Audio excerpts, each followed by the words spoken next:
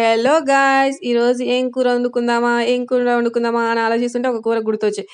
గుర్తొచ్చినాక మనమెందుకు ఆగుతాం? Gas stove on చేసామా, గిన్నె పెట్టామా, oil పోసామా, తాలింపు దినుసులు అవన్నీ వేసామా, కరివేపాకు, పచ్చిమిర్చి, ఆనియన్స్ ఇవన్నీ కూడా వేసి బాగా ఆయిల్‌లో ఫ్రై చేస్తుంటే ఎల్లిపాయలేమో నాకెళ్ళి చూస్తుండే. నన్నేయకుండా అన్నేస్తున్నావేంది అని చెప్పినట్టు. ఇక మీరు నాకెళ్ళి ఏం చూస్తారులే, మీరెందుకు బాధపడతారు, మిమ్మల్ని కూడా ఏస్తా అని చెప్పి వాటిని కూడా కచ్చాపిచ్చాగా దంచి అవి కూడా వేసినాయి.